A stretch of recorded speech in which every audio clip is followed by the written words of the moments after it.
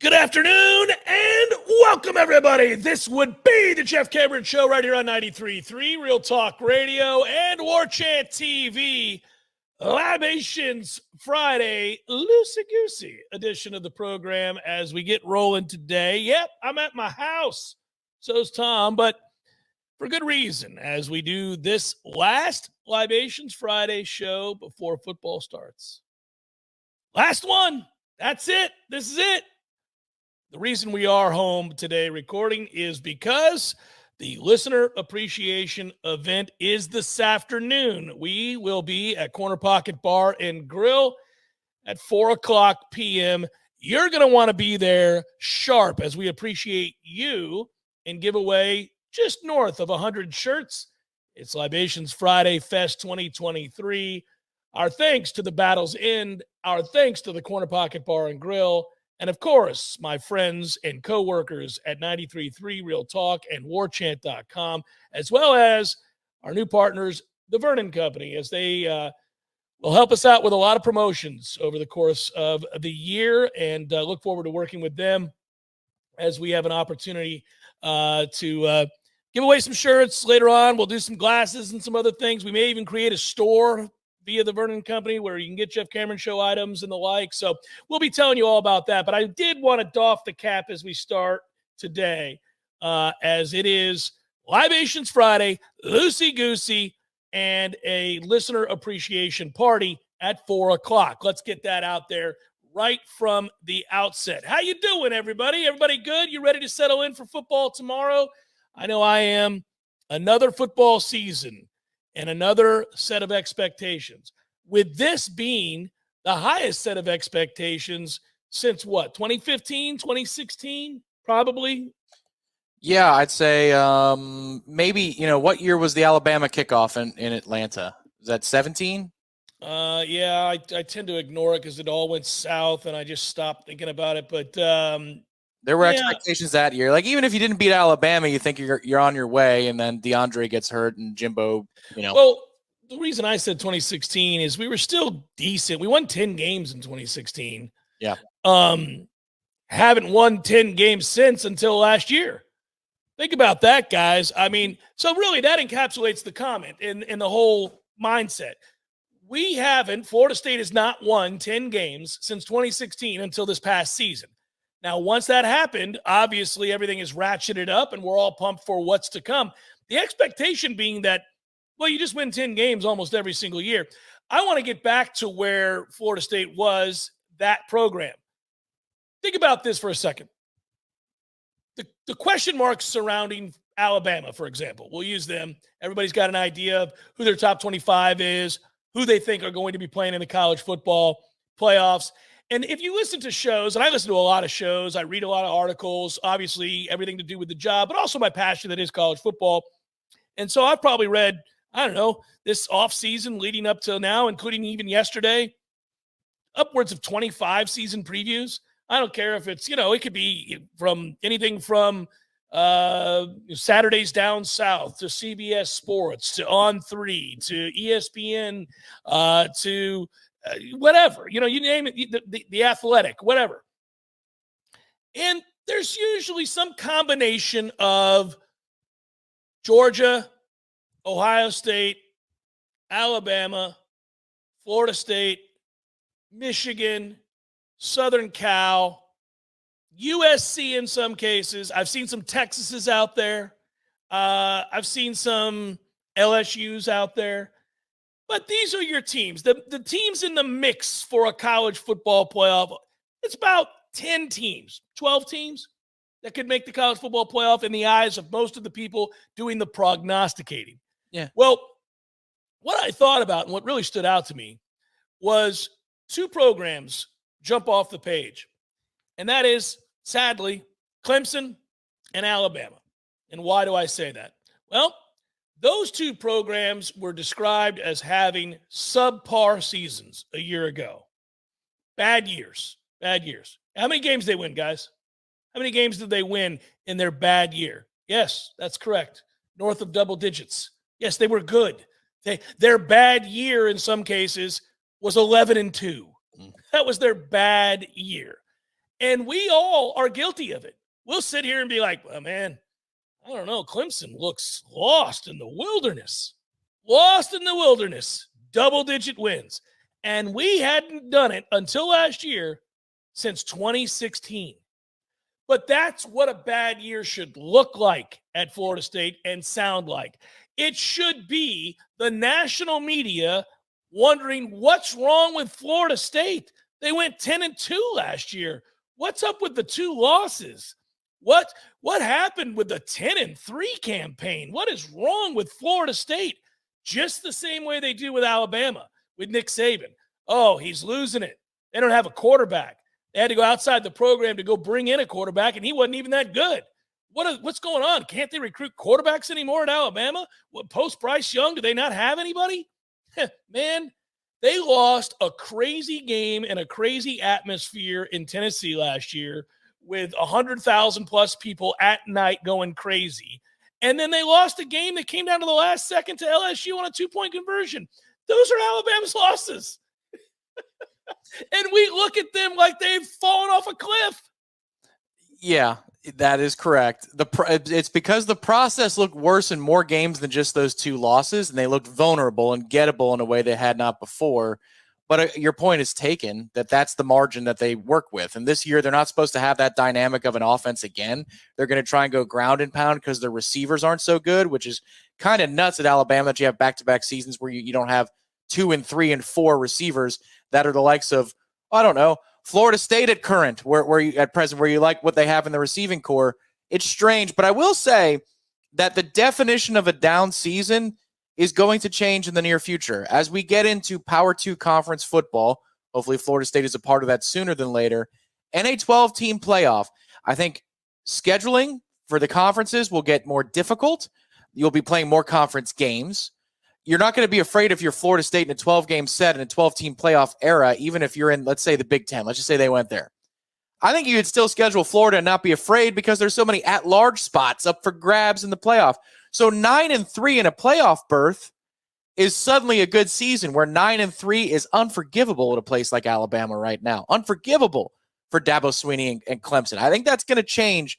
But for right now, we are on the last legs of one era of football where 10-win seasons out of 12 games is the bare minimum if you're a power team, if you're a power program. Yeah, if you're an elite program, and as I like to say, if you're operating at peak efficiency at Florida State in this woebegone conference, then you ought to win 10 games accidentally.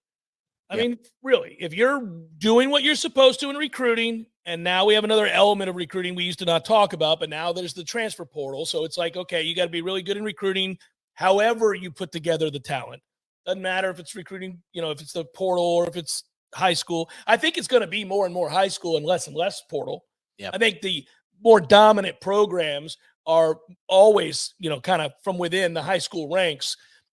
They'll grab a guy or two because they have a hole to fill, or there was an unexpected injury, or somebody didn't pan out that they projected that was a 5-star. But they're grabbing a guy, they're grabbing 4 or 5 guys total, maybe. Yeah. But we've had to do it a different way, and I commend Mike for it. I don't really care. People get caught up in this idea that Florida State has put together a pretty powerful powerhouse-type team all through the portal. Well, that's largely true. But when it's said, and when it's stated by our rival fans, it is said in a way as if they're indignant, that it's cheating, that it's bothersome, that you didn't have to earn it. Hey, man, F you. Be better in the portal.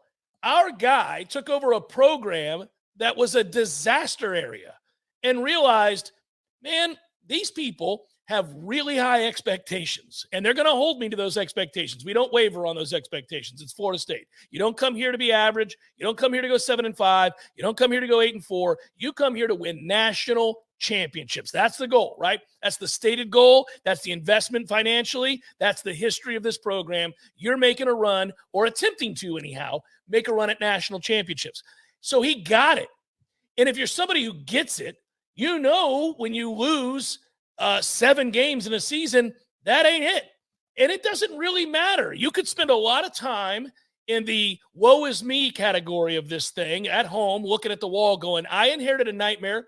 a culture that was absolutely riddled with, I don't want to say bad guys, but guys who weren't bought in and whatever it might be. And I don't have a lot of talent. I'm looking out on the field. I don't have a lot of talent. So even if I coach them up and get them to buy in, I can't beat the better teams on my schedule because we're just not good enough. So he assesses that and says, well, thank God for this transfer portal thing, because you know what? I got a clue what I'm doing, and I have a way I think I want to do this, and I think I got to get the right guys, not just a guy, but the right guy. And what did he do? He went out and got him, and he got him to buy in. He got him to believe. He got him to practice hard and lead and take over the team and the program, and now they're winning. And that's awesome. And what that's led to is obviously the ability to recruit now in high school. Now you're seeing it bleed over into the high school ranks, so you won't have to take as many portal people. But that's just smart. That's just understanding what expectations are. That's just understanding that it doesn't really matter right now how I win, just that I do. I have to win.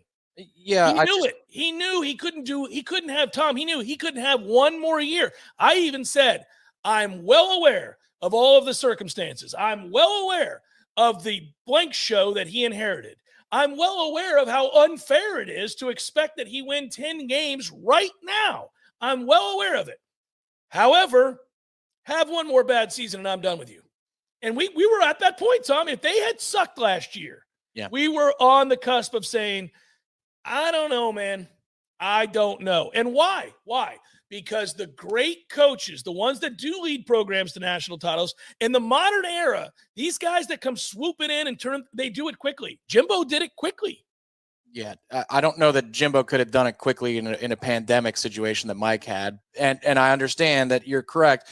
Last year, you talked about how dead man walking would have been your phrase of the day, the phrase of the year. It was already leading up to it. But if we had lost 4 games next year, you'd say it's too late for him.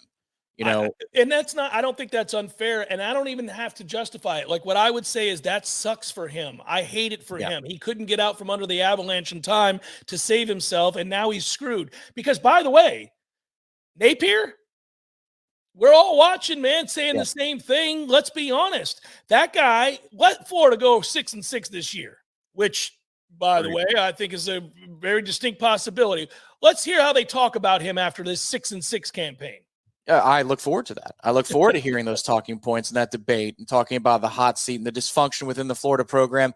Man, it's been a minute since they've won something real around there. Can somebody, what's wrong with that program? I look forward to those conversations, but I like you consume an awful lot of college football takes and especially, with realignment being what it was as a conversation point over the summer. You hear a lot of national media weigh in on local issues here to the ACC, Florida State, Clemson, et al. And I'm just sometimes taken aback by how many dumb or uninformed takes there are out there for people who have a yearly salary to talk about these very issues. It's like, how can you not understand some of the nuances of conference realignment? And, well, Greg Sankey hasn't offered anything to Florida State. Of course. Like, really? So you have a national slot, and that's the take that you're going to have on SiriusXM or ESPN or Fox? Well, we know who said that, so yes. We do, but a lot of people said basically the same thing and are still doing so on national platforms, and it's just like, how do you get paid? Another take that I really can't stand is the transfer portal take. I think a lot of people, be it fans or be it media members, look at the transfer portal from the lens of 5 years ago, which is it's a grad transfer mercenary 1-year market. And it's essentially the free agency of college football. That could not be farther from the truth.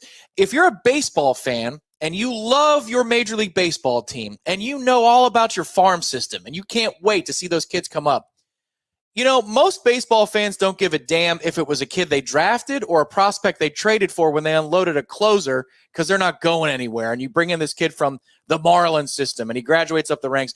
They still call that off the farm. You know what I mean? Like, right. You still claim that almost as though you drafted him in the 9th round 4 years ago. College football transfer portal has 2 types of kids, and we talk about them like they're one. Multi-year projects and prospects, and then mercenary projects and prospects. Jermaine Johnson was a mercenary, a 1-year dude. Kier Thomas, the same. Jaheim Bell, going to be the same thing. Keon Coleman. Keon Coleman. People weren't lining up for Johnny Wilson left and right. People weren't lining up for him. People weren't lining up for Trey Benson or Tatum Bethune. And by the way, it's pure jealousy talking when it comes from your rivals, because they could have had Keon Coleman. They could have had Johnny Wilson. They could have had Trey Benson. They could have made a run at all those guys. Yes. And I'm not saying they would have won, but they had every right to go after them the same way we did. And it's sour grapes. They didn't get them. And now those players are really good, and they're pissed off that Florida State has evaluated the portal better than everybody else. Right. And, awesome. Battle's End, if you're looking for a mercenary, we're doing very, very good in that regard. So these are all good things, but it's just there's a blanket that's put over the portal, and that's so dumb to me because, yes, Florida State has a lot of one-off players, and I'll even count Jared Verse in that camp. It was a shocker he came back. Like, he would have been fine at the NFL level. That he did, but go ahead. Correct. There you go again. But Fabo, multi-year player for Florida State. Bless Harris. I'll bet you Keandre Jones will be here next year. I'll bet you Kyle Morlock will be here next year. So don't cast the transfer portal as a one-stop shop that replaces recruiting. It is recruiting. There is a free agent level to it, but there's also a recruiting and a development and an eye for talent level to it. And Florida State has found multi-year players that they've made better in addition to the guys that we know are plug-and-play starters. So I can't stand that take because it's lazy and uninformed. Right, and I think, again, like most things, it's nuanced. You can have a nuanced conversation about what the portal is or is not in your mind and how it should be used and what is the best use of it once you are an established program compared to one that's desperately clinging for life, trying to get back to relevance. I mean, these are all different conversations. The portal for a team sitting outside the top 25, devoid of talent, is a very different opportunity than it is for Georgia. Yeah. So it's not all or one. People want things to be black and white, and most of the time they're gray. Yep. That's what happens all the time. It drives me nuts in every conversation. Stop doing that. But you're right. That is the national take. Well, these are a bunch of mercenaries. I don't care. Who cares? Let's just say you're right. Let's just say everybody here's a mercenary. If they go 11-1 and make the college football playoff, ding, ding, ding, ding, that was a success. Who cares? Yeah, agreed on that point. But then, these guys fit into a greater culture. Like you haven't been here and you haven't seen how they play together. And Tom, this is perfect. You just nailed it. Thank you. Served me a softball. We didn't even talk about it. We're going to do it next. Jeff Cameron Show, 93.3 Real Talk Radio, Warchant TV. This wasn't how Patrick pictured himself in retirement. Hey, guys, our next partner is AG1, the daily foundational nutritional supplement that supports whole body health. I drink it quite literally every single day. I began using AG1 because, I'll be honest with you, I don't like to take a bunch of pills and vitamins, and I just wanted something that tastes great, was quick, and easy to remember. So I do it. I do it every morning when I wake up. I certainly have it right after my coffee and before I work out. And I will tell you this, too. It is a simple, effective investment for your health. You can try AG1 and get 5 free AG1 travel packs and a free 1-year supply of vitamin D with your first purchase. Go to drinkag1.com/JCS. Again, that's all you got to do is go to drinkag1.com/JCS. That's drinkag1.com/JCS. Check it out. It's delicious. It's quick. It's easy. It's proven. Vitamins, probiotics, whole food source nutrients. Start your day with it. You'll feel better. I promise. Directly to your doorstep. Just visit Smitty'sTapHouse.com. Click the order online button and choose pickup or delivery. Enjoy Smitty's famous handmade pretzel with beer cheese, juicy pub burger, or even the amazing schnitzel sandwich delivered fresh right to your doorstep. Support local and order online today for takeout or delivery at Smitty'sTapHouse.com, where everybody knows his name. Someone who thought texting was a better idea than stopping for a traffic light slams into your rear bumper. Now your back is injured and you've got to be at work and rehab, all without a car. I'm Dana Brooks of Basic Brooks Law Offices, and we hear stories like this every day. You shouldn't pay for someone else's mistake. Call us at 850-777-7777 and we'll make sure you come back stronger. Hello, Leon County. Let's get ready to win with Ken. I'm Ken Preston. I want to be your next Leon County property appraiser. I'm driven, committed, experienced, and a dedicated community servant. I'm ready to put my experience as a former property appraiser to work to help make a difference for the people of Leon County. Let's go to work. Vote for me. Ken Preston for Leon County Property Appraiser 2024. Win with Ken. A political advertisement by Ken Preston for Leon County Property Appraiser. A cup of Joe, Java, brew, go-go beans, brain water, liquid lightning, wakey juice, whatever you call your cup of coffee, you're missing out if it's not Grassroots Coffee. At grassrootscoffee.com, you'll find an easy way to order the best roasted coffee beans available. It's very simple. Choose the blend you want and how you want it ground, and the bag you receive will have the date your beans were roasted and packaged on it, all written by hand and signed by the roastmaster himself. You'll know that's as fresh as it gets. You can get Grassroots outside of your house also at some of your favorite restaurants in town. Next time you're out to eat, try asking for Grassroots Coffee by name, because there's a good chance they will have it for you. And if you own a business, Grassroots Coffee has options to stock your break rooms with all the productivity powder your team needs. Plus, like some other options that you'll find at work, Grassroots Coffee actually is a part of our community. Hit grassrootscoffee.com today and get yourself a treat. Some locally owned, locally roasted, and locally loved Grassroots Coffee. We all want more energy, more strength, more results. Well, welcome to Orange Theory Fitness as you take a step towards feeling more alive today. Backed by science, Orange Theory's heart rate monitored workout is scientifically designed to keep heart rates in a target zone, spiking metabolism and increasing energy. Orange Theory Fitness is a one-of-a-kind group personal training workout resulting in more energy, visible toning, and extra calorie burn for up to 36 hours. Experience a more vibrant life today with Orange Theory Fitness. To find out more, go to orangetheoryfitness.com. Welcome back to the Jeff Cameron Show, sponsored by Legendary Home Loans, a mortgage experience designed around speed, simplicity, and customer service. Before you buy your next home, contact our friend Shannon Young with Legendary Home Loans. Visit FSUHomeLoans.com. FSUHomeLoans.com.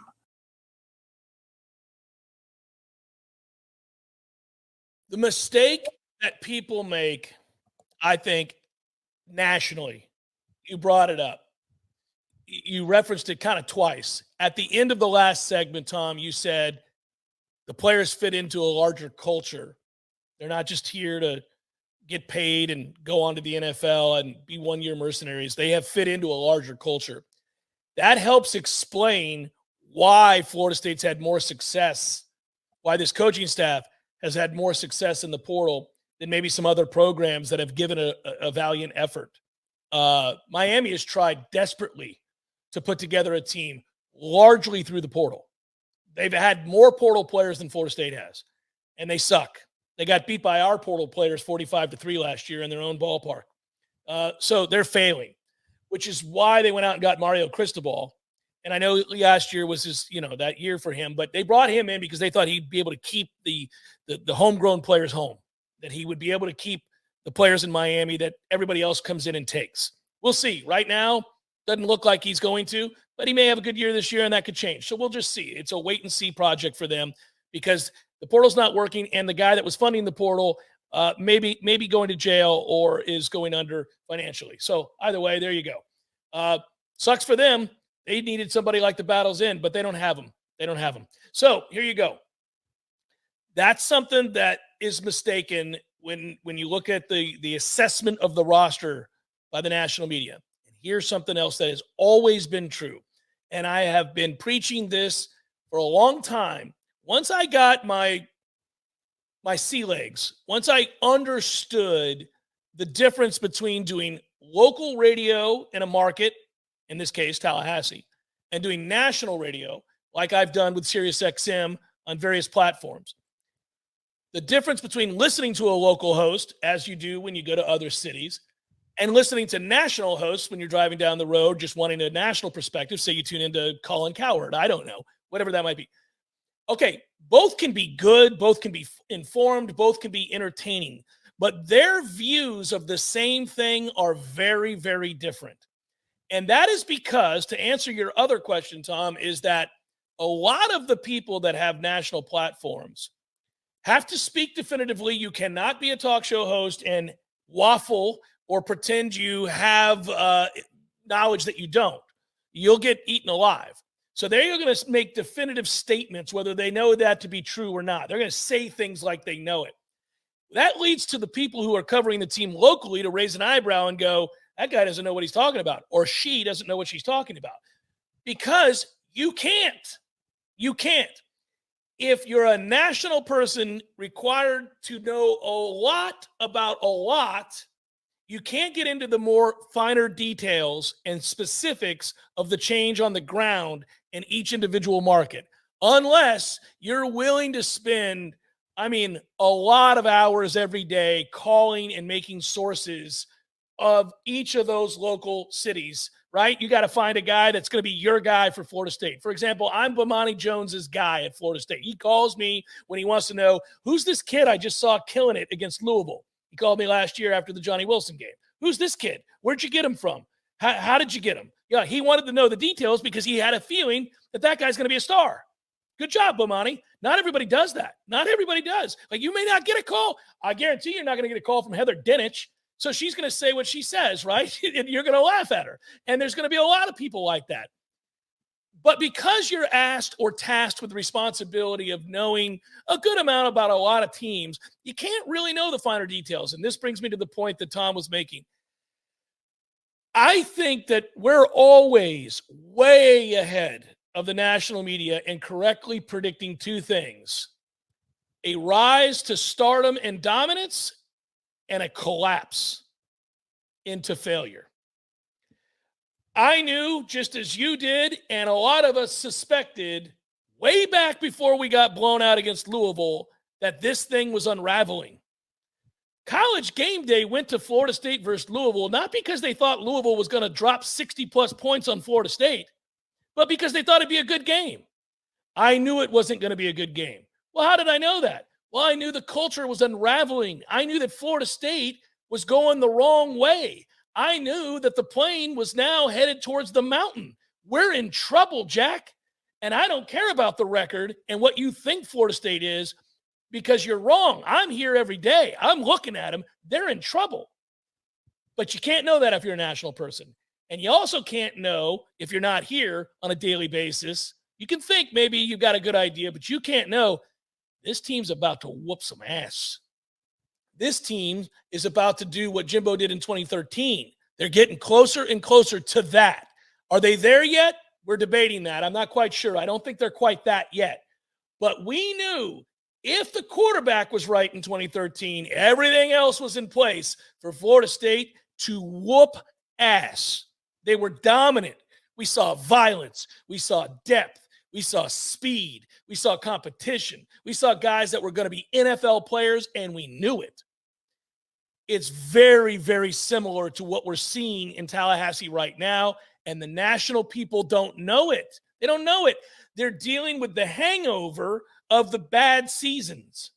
They're dealing with the Florida State, nice story last year, but what they really do, they won 10 games against a bunch of bad teams. They didn't beat anybody who was any good. And oh, by the way, when they played people who were pretty good, they largely lost to them or looked bad in beating them. See Oklahoma and Florida. The lone exception they can even excuse away. The lone exception to Florida State, the narrative that Florida State really didn't beat anybody, is who? LSU, your next opponent. You did beat LSU, and you can't dismiss that because they went on to win the West in the SEC and beat Alabama. However, you can still explain it away if you want to involve yourself with the narrative that Florida State's not ready. What you would say is, it was Brian Kelly's first game at LSU. How could he know? I mean, they were barely cohesive. He didn't even know what he had at quarterback, and that might be fair. I mean, it's certainly a take that's not unreasonable, but that's what people will say. But we're on the ground. We're here all the time, Tom, and we can see that they have legitimate stars at wide receiver and tight end. Their quarterback is playing better than he's ever played, and he was really freaking good last year. And by the way, he averaged just south of 250 yards passing a game last year. I think he's going to accidentally go over that without trying, and that's with a lot of balance. So there you go. You have that. The offensive backfield is loaded. The offensive line is loaded. The defensive line is worlds better than what they trotted out there last year. That Jared Verse is finally healthy, and he's probably a top 15 pick. That Patrick Payton is an all-conference player who's on the cusp of also being a high draft pick in a year or two. You know that the secondary is littered with good athletes, some question marks, we'll see, but guys are playing better there too, and they have an attacking mentality. Some guy watching Florida State from a distance isn't thinking about the fact that Woodson's now at Arkansas and that Patrick Surtain, who coached 2 high school championships in South Florida, is now the DB coach teaching a different mentality. You don't know that because guess what? You can't sit around and look at everybody's coaching staff across the entire country and really be tuned in with the change of philosophy. You can note that they made a change, and in some cases, they're high-profile coaches, so you know their MO. But a lot of times it's guys like Patrick Surtain that somebody in California has maybe never even heard of other than his son is currently playing in the NFL, and he might have a vague memory that Patrick Surtain himself was a good player. This is why we're always ahead, predicting the failures to come, the problems within a program coming off of a great run, and the soon-to-be playing into the side of the mountain that I described, and also the, dirty little secret, everybody, we don't suck anymore. Look out. We're always the first to predict that too. Yeah, agreed on all fronts. You could still look at our transfer portal situation and say that, these are not all the same kinds of things. Like, Agreed. Ashlyn Barker is not the same situation as Jaheim Bell. And Fabo is not the same situation as Braden Fisk. For every position group in which we have gone into the portal and found ourselves a one-year player, there's at least an equal amount of multi-year players in that same group. You could do it at corner. You could do it at safety. You could do it at defensive tackle, defensive end, linebacker, receiver, running back. I mean, you could do it all the way up and down. And I think that's what's really smart and cutting edge about what Mike Norvell's doing. And it's enough that a national media person could still find the time to have that take on a national radio show or a podcast or something like ESPN, which is you've got to recruit multiple things at the same time. You've got to recruit multiple places at the same time. It could be high school. It can be one-year rentals because you run into injuries. There's attrition. A guy gets pissed off. He wants an NIL deal somewhere else. And so you need Braden Fisk. You've got an eligibility question about a player. All right, well, in the event this guy's not prepared, let me have this other solution over here. But the good news for Florida State is if you're looking at that, it's like a pie chart where the high school influx of talent was a small percentage even 2 cycles ago. It's getting larger and larger. Yes. And the thing that I love, for example, we've done a preview video that's going to be up today on the channel on Warchant TV about Zaquan Patterson's decision, the Chaminade Madonna safety who is announcing tomorrow at halftime. Like, I don't know. There's 11th hour stuff going on there, whether he goes Florida State's way or not Florida State's way. Let's just say that he does. You now have that guy along with 2 high-level blue-chip athletes and players in Bolden and Charles Lester. And I asked Michael in this video on the weekend, potentially could this be the best secondary class that Florida State's ever signed? Because what I get excited about is you've got some blue chippers and then some, high 3-star athlete types that came in this year that arrived on campus this spring and this summer. And I'm blown away by what I'm seeing out of the defensive back room, the I-4 evaluation. That these kids are not Charles Lester. They're not KJ Bolden. And yet they come on campus and they belong right away. So if you're telling me that that's what you can find out of the 3-star and low 4-star pool, what the hell are we about to bring in with a high 4-star and the 5-star pool? That's where it gets really exciting when you're projecting and saying, we're not going to suck anymore. We don't suck anymore. That time is over. I'm looking at replenishment and I'm saying, man, so you're telling me what he can do in the portal, an eye for multi-year talent, he's now doing in high school and he's beating Georgia and Alabama to do it. Look out, brother. Look out for this program. But what that does is that spawns jealousy, hatred, and fear.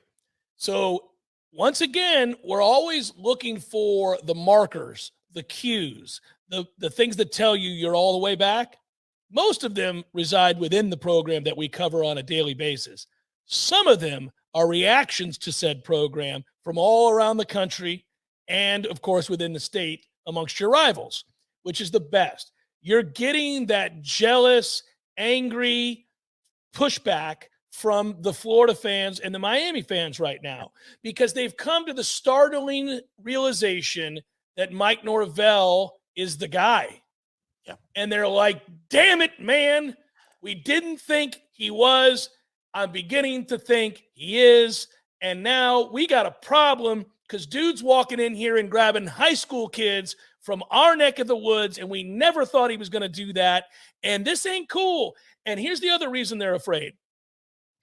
If Florida State ass hammers Miami again this year, and now you've had 3 straight wins over your rivals, 2 of them lopsided. Let's just say that happens. Their coach, their hero, their savior, one of their own, who I enjoyed talking to at the ACC kickoff, may not have the traction necessary to fulfill his potential as a recruiter. That's primarily what he is, a good recruiter. He's certainly not a great game day coach. We know that.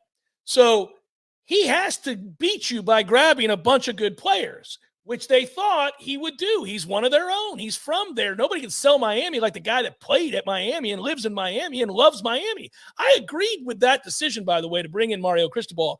I didn't think it was a good decision from an X's and O's standpoint. I thought, well, really won't matter what the X's and O's are if he gets the right players, because when you have a bunch of 5-stars that run 4-3, you can run the simplest offense or defense you want. And that's kind of what I thought they were going for. In fact, that is what they're going for. Now, let him get buried again. It's a weird time, because if you get buried again, even though he's only in year 2, if he gets buried again and continues the trend that one of these things is not like the other, Florida State is doing this, Miami's remaining down here in the muck, you don't get the traction you need to benefit from the recruiting prowess. Yep. And you have kids get taken right out of your backyard again. Yes, and Florida State is on the brink of having a pipeline in Miami once again, South Florida in general once again. You could argue that it's already there, but finish on signing day with these kids, and it does get to that place. Yeah, and that's just crazy, because when this coaching staff took over, you had no real connections in the state. You didn't. I mean, wherever Odell is seen as a demigod and a good area recruiter, that's about it. Because Dugans wasn't pulling his weight. That's Tampa, yeah. But Dugans wasn't pulling his weight at the time. So there was no real evidence that you could make inroads here. And of course, once again, a certain collective is doing its job and putting you in that position. But the connections matter, and the success matters the most.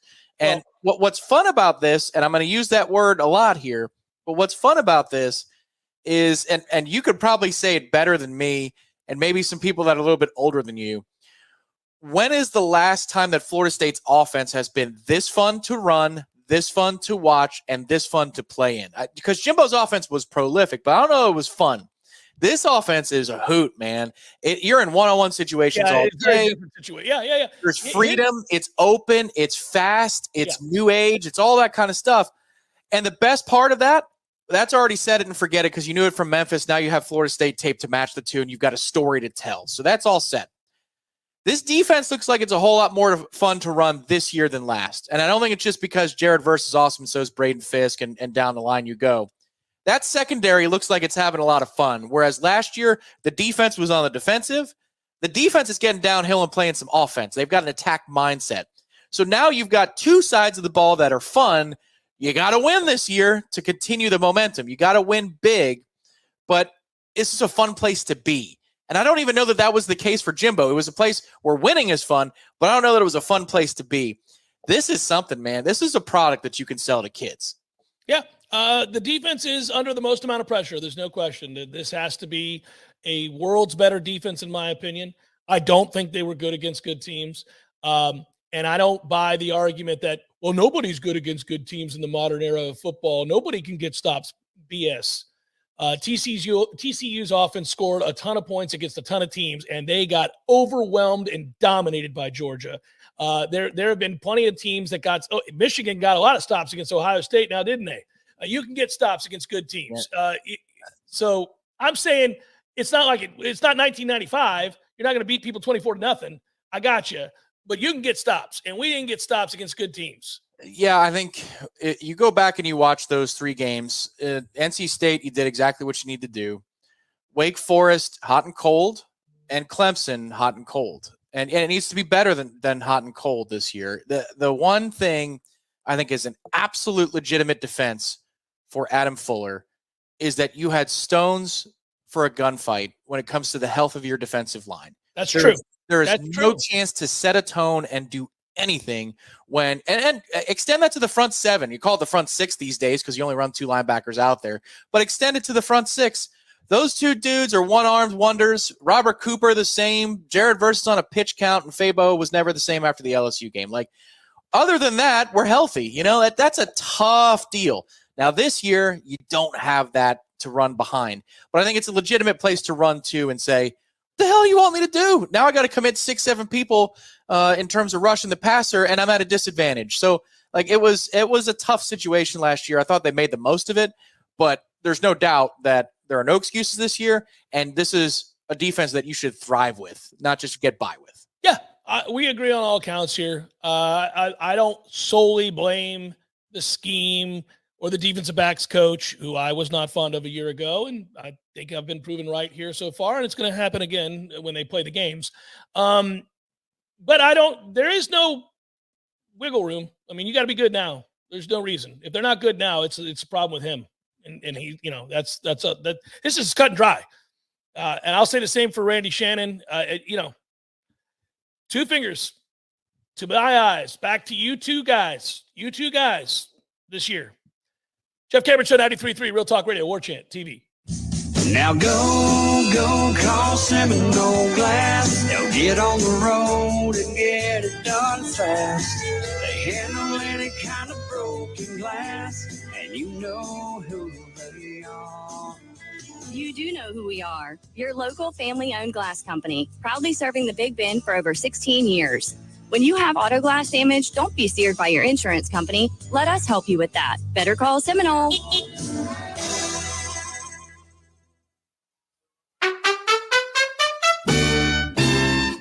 So everybody knows, Eddie, that you are a spectacular cook. Of course they know that. If they go into Bumpa's, the food is always good. I mean, everything on the menu. Mm-hmm. Everything at Gordo's is delicious. I always, of course, get the bungalow chungla, as I call it. The pan con lechon, Jeff. Is that what is the pork? The pan con lechon, Jeff. Okay, the bungalow chungla. It's delicious. All of these things, all the items, everything you do, a master cook. But, sir, I would ask you, what is a skill that you possess that you're particularly proud of, that nobody would know, and that you could share with us here? Growing hair, Jeff. Growing hair. You're an asshole. Gordo's, bringing the flavor and flair of Cuban food to Tallahassee since 1996. The Jeff Cameron Show, brought to you by Orange Theory Fitness. 2 Tallahassee locations, Midtown on Thomasville Road and Northside in the Village Common Shopping Center. Online at orangetheoryfitness.com.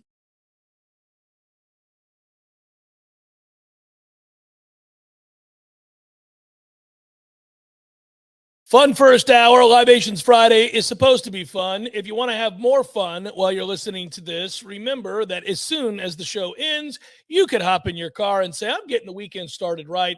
I'm going to swing past Corner Pocket Bar and Grill and say hello to Tom and Jeff and the Warchant crew and all of our friends at Corner Pocket. And I'm going to get me a free domestic draft thanks to the Battle's End. And I'm going to drink that cold beer and celebrate the return of football and the weekend. And I'm going to get a brand new shirt, a Libations Friday 2023 Fest shirt. There you go, baby. You're going to do that too. And I want to doff the cap to all of you who do and are planning on it. If you're not, it's this afternoon at 4 o'clock from 4 to 6 p.m. Corner Pocket Bar and Grill. It is today. Libations Friday Fest. Thank you, Vernon Company. Thank you, Corner Pocket. Thank you, Warchant. Thank you, 93.3. And thank you, Battles In. Good times. And thank all of you for listening and supporting what we do. We do greatly appreciate it. And it's our chance to say that today at the Corner Pocket Bar and Grill this afternoon from 4 to 6 p.m. Some of the guys will be staying there longer. I have to get out to a high school football game. I will be leaving right at 6, but I will be there for those 2 hours, and I'm looking forward to it. Good times. It's a Guinness kind of a day, I do believe. And there's content galore. So if you show up today, we'll hop on the stage. We'll do a bit of a panel, like just a season preview just for you guys. It's not going to be on Warchant TV. So it's a thank you to the local listeners. It'll be something that maybe we record in pod, but it's going to be primarily just interacting with y'all. There's also more content on the feed today, on the podcast feed. It was released this morning. So if you just can't get enough of us. You got bellying up. Go ahead. I forgot to mention it, guys. We are doing Bellying Up again. For those that don't know what Bellying Up is, a concept I came up with, bellying up, obviously bellying up to the bar, if you will. And it's a conversation. It really is. It will always just be conversational. It's not really a show per se. It's a conversation. And a lot of times Tom and I just sit down, hit record, and start talking to each other. And you just pick up, like, he literally just hits record, doesn't tell me when he's hitting record, and we're just talking. And you'll hear things about us talking about our wives, or a new pair of shoes, or the fact that I got to paint my door this weekend. And then we launch into a conversation about history. And then we launch into a conversation about Florida State and football. And then we launch into a conversation about music. Then we, whatever it might be. It could be anything, quite literally anything. And I'll also use that feed moving forward to have some guests. There's a professor at FSU that I want to talk to really soon about his discoveries, including dinosaur eggs. And so this will be a lot of fun to do that. We'll have other people from other walks of life on it. If you like that sort of thing, make sure you listen to Bellying Up, subscribe to it. We hope you do. I think you'll like it. You got to be a grown-up. There are bad words occasionally, because that's true in the real world. Sometimes you're talking to somebody and that fellow just might curse out of the blue. You don't cry about it. You don't shrivel up in a ball and get concerned and boycott. You just keep on talking because you're a grown-up, and that's how the world works. So just understand that. But I also tell you that because if you got kids in the car, you don't want them to hear some F-bombs. I'm not saying it's littered with F-bombs. Yeah. I'm saying that there's some curse words. But I mean, there you go. You can see it right there on the screen. I'm pulling it up for you, Warchant TVers. It says it in big, bold letters, adult language and content. So there's a warning for you. So it's adjacent to the feeds of the other stuff, but if you can't read that before you hit it, then you can't complain. If you say, I was in the car with my kid, it says adult language and content, folks. Please. Yeah. So there it is. Yeah. I don't want to hear it. Don't you cry. And if you get offended because I said something you disagree with, grow up. And that's fine. You don't have to listen to it. You could be like, I hate this. Well, good. Then don't listen to it. Whatever. Just settle down. There'll be 2 hours of this kind of content right above it on the feed this afternoon. So everything is okay. Yeah, you're all good. Yeah, but our thanks to the Battle's End, and our thanks to all of you guys. Enjoy it. I hope you enjoy the Bellying Up. I think it's fun. I honestly like doing it. I'm a conversationalist. It's what I do. It's what I've made a living doing. It's who I am away from the mic as well. And the idea was just to plop a mic down while we were talking about any number of things. And Tom's an interesting guy, and there are a lot of interesting people out there, and we can just have these conversations and bounce things off each other and have a lot of fun and kind of get to know us a little bit more. I was very thankful to have that to start the day with today, because as you told me before we started, are you depressed? Yeah, you sounded down in the dumps, man. No, that's because yesterday was a rough allergy day for me, so I had to take one of those 24-hour pills, and it's like having those old Delta 8s. You just wake up and you're like, okay, all right, trying to shake it off. Let's get up to speed. So the engine got revving before we got to do today's show, which I was grateful for that lead up, because Bellying Up is honest. If you're not feeling great, you don't sound that way, and that's the way I like it. Something I didn't bring up in Bellying Up today, I brought up one of the other episodes, I think a while back, but I was talking about the first college football games that I remember we were talking about on Bellying Up, the first college games we ever remember either watching or really investing in. And I brought up Michigan Notre Dame in the late 70s. I looked it up afterwards. I was right, Tom. It was Michigan beat Notre Dame, and it was they scored in the second half, and it was 1978. I had it right. But the thing I remember about that was that I also that weekend at my dad's house watched The World at War, which was an old British documentary television series. It was a TV show. And there were it was from like 1973 to 1974. I didn't see it in its original form, but it was narrated by Sir Laurence Olivier. And if you've never watched that series, it's a 26-part documentary on World War II, which is narrated by Laurence Olivier. And the footage is alarmingly good. Like, you're taken aback.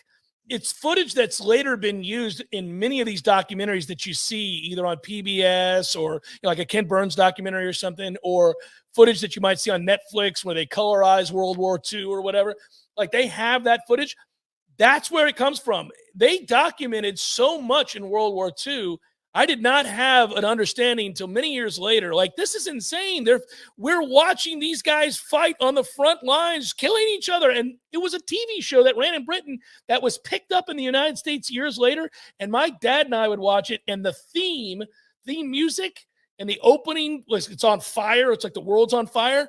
It was ominous, Tom. And I remember watching college football and then on Sunday morning watching the World at War with my dad. And I went from the joy of college football to the, oh my God, people are terrible, of the World at War. So who dubbed over for the American version to translate from British? Who was the voice for that? No, Laurence Olivier. I know you're kidding. Yeah. It's fun. Go watch it. You can find it somewhere. I'm sure you can. I know it's on YouTube. It's worth your time. It's good. Invest in it. It's a really good show. Hour number 2, forthcoming. Stay with Jeff Cameron Show, 93.3 Real Talk Radio and Warchant TV.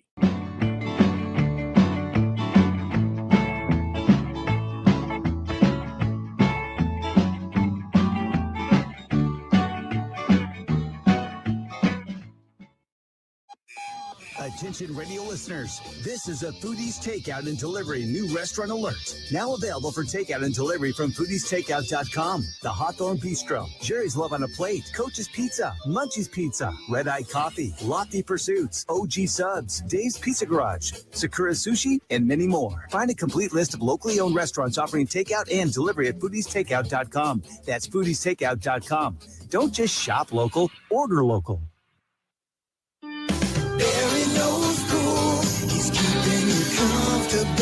This is Kyle, Service Manager from Barano Heating and Air. Schedule an appointment from your mobile device to learn about our Total Comfort Service Program. With guaranteed same-day service, 15% off necessary repairs, and $25 berry books to use towards air filters and other products. Turn to the experts at Carrier and Barano Heating and Air. Any day, anytime, anywhere. Online at baranoac.com. Florida license CAC 1816-186.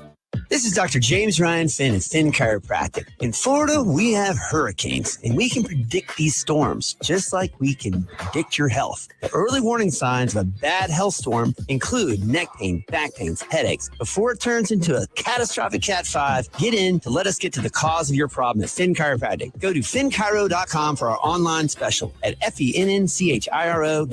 That's Finn Chiropractic, FENNCHIRO.com, because your chiropractor loves you, and there's nothing you can do about it. Discover seasonal sensations full of passion and flavor at Café de Martín and El Bar, a one-of-a-kind culinary and cocktail concept created by classically trained chef Martín Araujo. This summer, escape to your own Peruvian paradise in the capital city and experience handcrafted, colorful, refreshing cocktails like the Chilcano de Maracuyá, made with authentic pisco, mixed with lime juice, passion fruit, a splash of ginger ale, and bitters. Or enjoy a classic pisco sour made from grapes produced in the nutrient-rich lands of Peru. At Café de Martín and El Bar, everything is handmade from fresh ingredients con amor y pasión, with love and passion. From the moment you open the doors, you're immersed in the culture and transported to Tallahassee's only upscale Peruvian culinary experience, full of surprises with every dish and every drink. It's Café de Martín and El Bar on Capitol Circle Northeast in the Esposito Shopping Center. Open Monday through Saturday for lunch, happy hour, and dinner. Online at cafedemartin.com. There's fun to be had every night at the Corner Pocket. Take home prizes on Trivia Tuesdays and Beer Bingo Thursdays. And kickstart your weekend with Martini Fridays. Plus happy hour runs every weekday and game day specials every time the Noles take the field. Watch all the best games at the Corner Pocket's Vegas Wall, featuring 560 inches of flat screen TV heaven. Oh, really? The best food, the best drinks, and the best place to watch all the games. Tallahassee loves the Corner Pocket. Coming up next, more of the Jeff Cameron Show. Live and local on Real Talk 93.3. WVFT, Greta, Tallahassee. Ask Sherwin-Williams and get 35% off Emerald products and Super Deck stains August 25th through the 28th. That means 35% off our most popular color family, blue. Psychologists have found it to be soothing and relaxing, which makes it especially great for bedrooms and bathrooms. And of course, get 35% off all of our other colors. Shop the sale online or visit your neighborhood Sherwin-Williams store. Retail sales only. Some exclusions apply. See store for details. Cookie wants to be a professional wrestler. I'm Cookie Serratos, and I'm 11 years old. She also wants to win all the medals. That's why Cookie and her family make every day count, squeezing out her best with Go-Go Squeeze. Okay, Cookie, let's break for a Go-Go Squeeze. Go-Go Squeeze fruit-on-the-go pouches are a nutritious snack made from 100% fruit with no sugar added. Call Cookie! Because when you nurture your kids, you squeeze out the best in them. Squeeze out the best with Go-Go Squeeze. Not a low-calorie food. Products range from 11 to 13 grams of sugar and 60 to 70 calories per serving. Leaky faucet, busted pipes, clogged toilet? M&L Plumbing is here for you. For all commercial, construction, and residential plumbing issues, call M&L Plumbing at 575-9393 or visit online at mnlplumbing.com. Want a Zaxby's Big Zax snack meal for free? With free fingers, free fries, free Zax sauce, even free Texas toast? All you have to do is download the Zaxby's app. Did you download it yet? Woo, saucy! Zaxby's.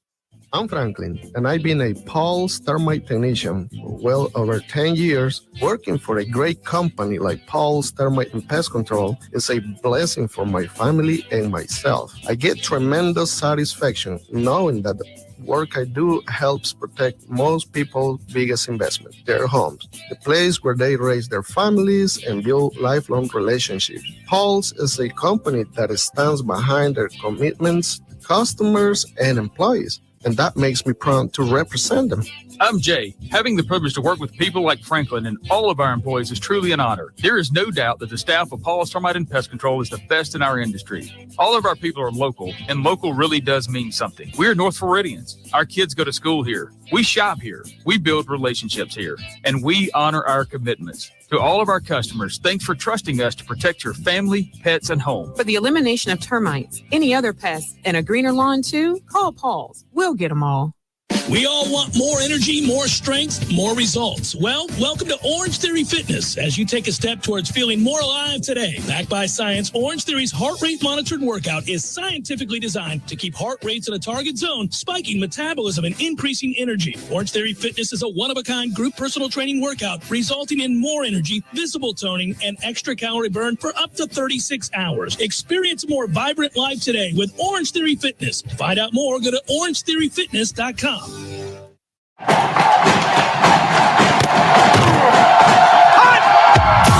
Broadcasting live from Florida's capital city, this is the Jeff Cameron Show, brought to you by Orange Theory Fitness on Real Talk 93.3. Now, stop what you're doing and listen closely. It's time for the Jeff Cameron Show in 5, 4, 3, 2, 1. Hour number 2, Libations Friday edition of the Jeff Cameron Show. Thanks for joining us. I'm Jeff. That is Tom. Somewhere out there, Director Matthew is floating about. Ben's floating about. Hey, on Twitter, it's at J Cameron Show. We appreciate you and all that you do to support us. Speaking of which, right out the gates of support, Zaxby's. Yeah, man, I'm ready to eat me some Zaxby's this football season. You should be too. If you're thinking about tailgates, and why would you not be thinking about tailgates as we're on the eve of college football? Make sure you got your plans in place for the first home game against Southern Miss. When you roll into town and you're thinking, I need a lot of quality food for a lot of people, where can I get it? Well, there are 57 locations of Zaxby's in Tallahassee. Anywhere you look, you run into a Zaxby's and you get the big-ass platter that they have, which is delicious and can feed a small army. You get the Zax sauce and all the fries and all the goodness that comes with it.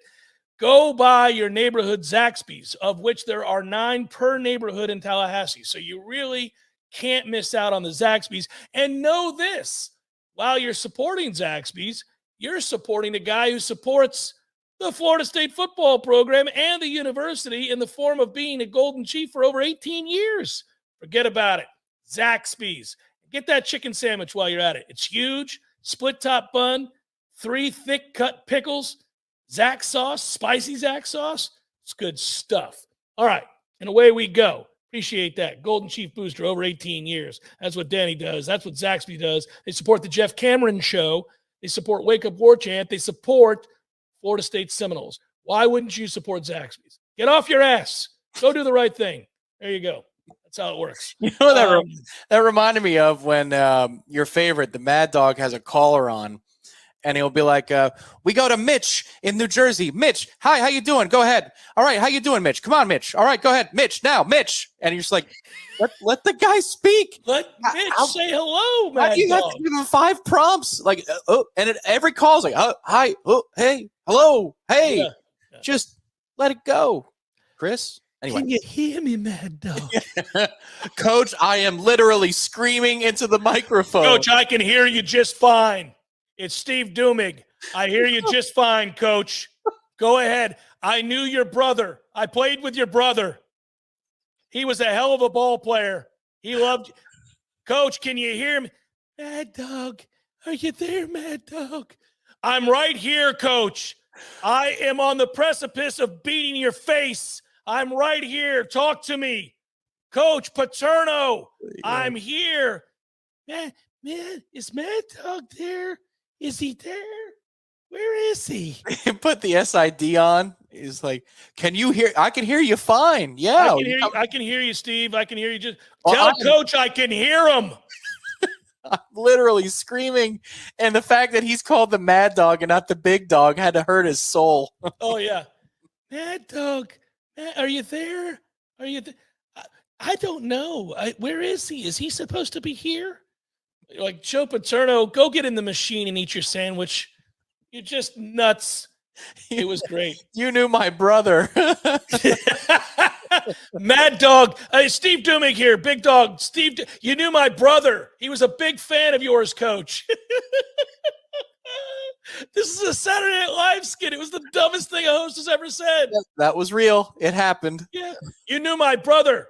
Like, did he think did he think the head coach of Penn State, who's now 90 on the verge of death, embroiled in a scandal involving child rape, was going to go, oh, yeah, Steve, your brother Frank was great. I loved him in 74. He was a good player. Nice guy on special teams. What the hell did Steve Duman think he was going to say? I'm sure we get dinged for copyright because the bots are ridiculous, but I have it, and I wish I could play it. But maybe one day on Bellying Up, we can break it down. I can hear you, Coach. I'm right. Coach, it's the Big Dog. I can hear Now, he's dead. Steve Dumig's dead. So so's Paterno. So maybe Yeah, well- maybe they could they met up and they were able to figure Coach, it all out. why wouldn't you talk to me? I can hear you just fine. Oh, hey. Mad Dog. Mad Dog. I tell you, on my deathbed, I was thinking, why can't he hear me? Oh, my God. By the way, I've been doing some more thinking about this San Jose State at USC game. I'm going to take the 30.5. Oh, okay. All right. Now, this is fascinating. I have no idea what San Jose State is. This is why gambling sometimes is ridiculous. But I can see how this narrative gets spun one of two ways. Mm-hmm. Number one, San Jose State loses by 24, and Correct. they cover. And what's that score? 51-27. 51-27 is the final score. Okay. USC's defense is not fixed. They're frauds. Or USC wins 70-14. The defense looks a lot better. They are fixed. I'm hoping for the latter. Yeah, you so are. that we can get value on USC moving forward. So if you recall, the last time we saw Southern Cal, they were in the midst of blowing a massive lead against who? Tulane. Get it together, Southern Cal. Good Christ. That was embarrassing. Although one could argue it was not surprising. Tulane and everybody else scored at will against Southern Cal. Southern Cal, and we talk about our defense, USC gave up 30 points a game last year on defense. Actually, 29.4.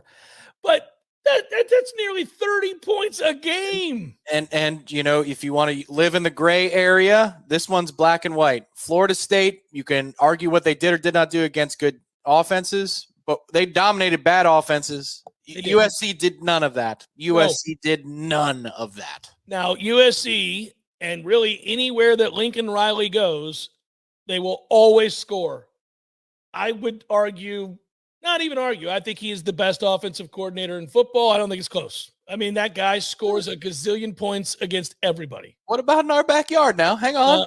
Nope. Now that NC State game is a ding, buddy. I'm not. That was nonsense. And we've seen some nonsense, Egg Lane. The first half against Wake. Nonsense. No, you got to be. Lincoln Riley ain't having it, dude. That dude is scoring a gazillion points on your ass. That's just all there is to it. Now, you may drop a number on him too, but he's going to score. And so it's Lincoln Riley to me. All right. Last year, real quick, there was a dud, but they survived it. There was a dud, but they survived it. It was Oregon State. Mm-hmm. All right. Mm-hmm. And that game against Oregon State was in Corvallis. So, whatever. They scored 17 points. That's all they put up. Yeah. They did win, but they scored 17 points. The other games, 66, 41, 45, 42, 30, 42, 45, 41, 55, 48, 38. Yeah. I mean, Dude, they're not fooling around. They score. Go back. All you got to do is go back and look at all the offenses at Oklahoma. I mean, he wins the Heisman Trophy for his starting quarterback every freaking year. It's insane. Longer track record.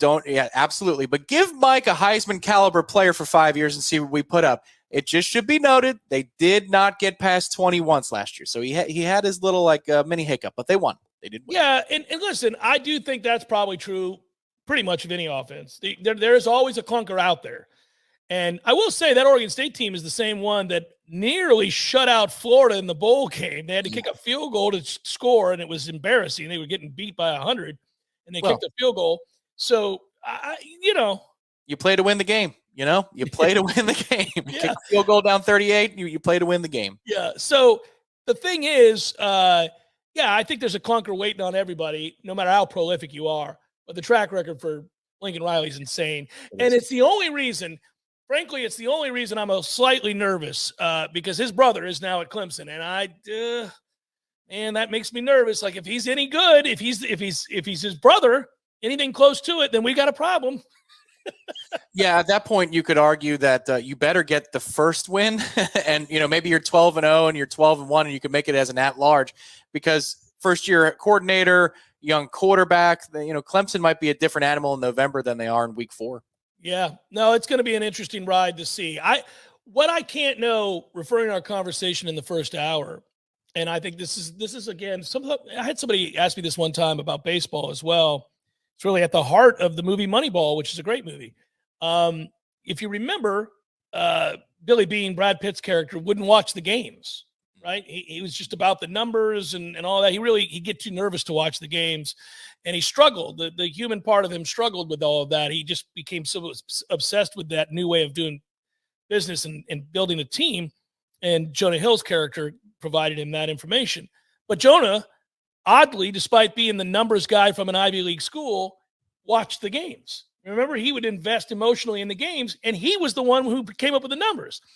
But it was because it's played by humans, and he always remembered that. And that in any one sample, you could throw out the window all of those 162 game projections. This is one game. This is Tuesday night's game. This guy's going to hit 4 home runs this year. That's not good over the course of a season. But what if he hits 2 in one game and we win 5-4, and it happens tonight? So that's like what you do. You watch the games. Well, Clemson has had all of this success, and they've won. And even when they're having a bad year, like I said last year, they still win 10 games. They still go out, and that's how good their program is. I suspect, Tom, that there's something wrong in the inner workings of Clemson.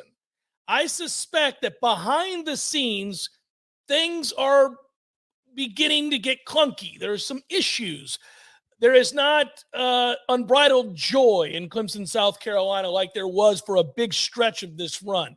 It feels like some people are beginning to question the leader.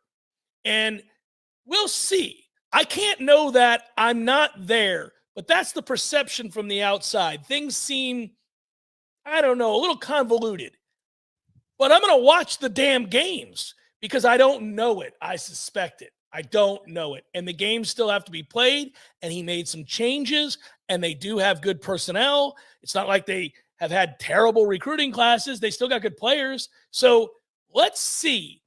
Was it just that DJ Uiagalelei couldn't get it done, and they invested in him, and there was some communication breakdowns between he and the OC, and it was frustrating, and then they decided to make a change, and they lost a couple of assistants to go on to be head coaches, one to USF, one to Virginia, and, change is never really good if you have something that is working over a long period of time, and all of a sudden you got to replace 3 and 4 guys. That could be the reason for your hiccup. It is kind of a minor miracle for that reason that Alabama just keeps dominating college football, because that guy's gone through 400 coordinators, and it doesn't seem to matter. They just keep kicking ass.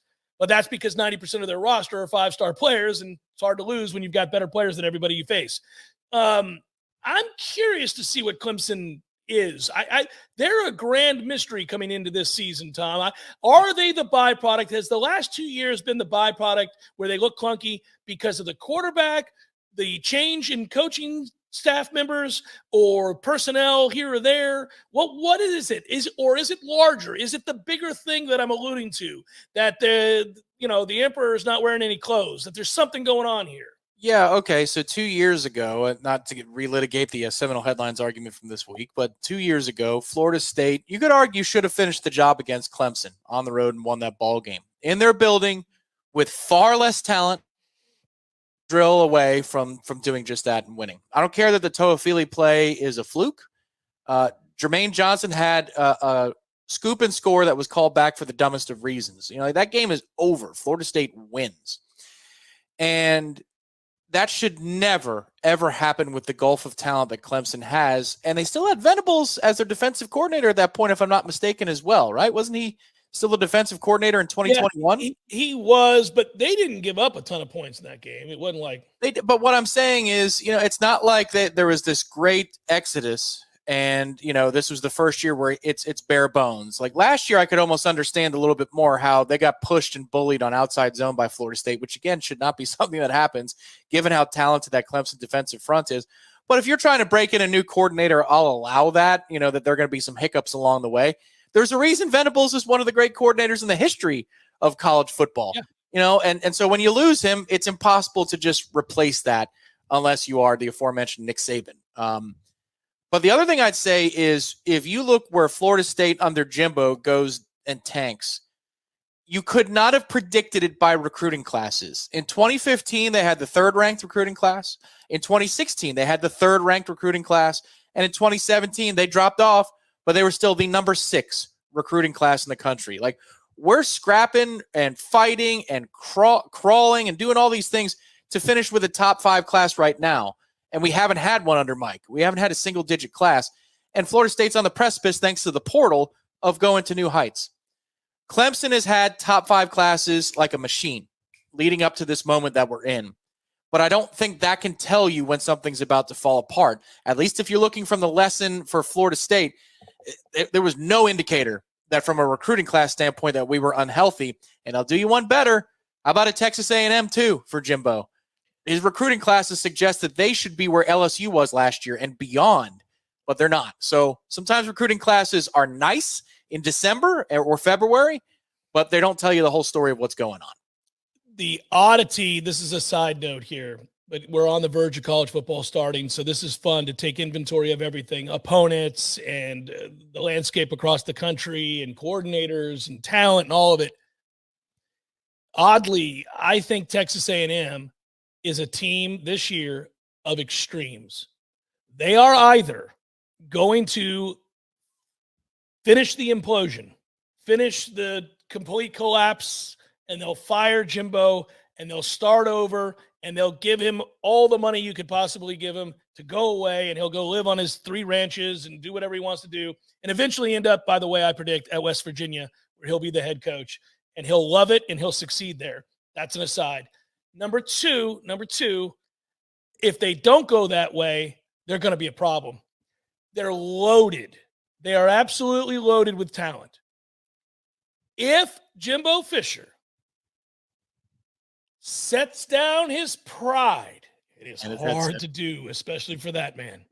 If he can take off that shield and lay it down and let that ass clown of an offensive coordinator go to war for him and truly run the offense, call the plays, install during the week, and Jimbo's not meddling with every detail, but instead taking a massive step back, and deciding to finally be what I think a lot of coaches have to be, CEO.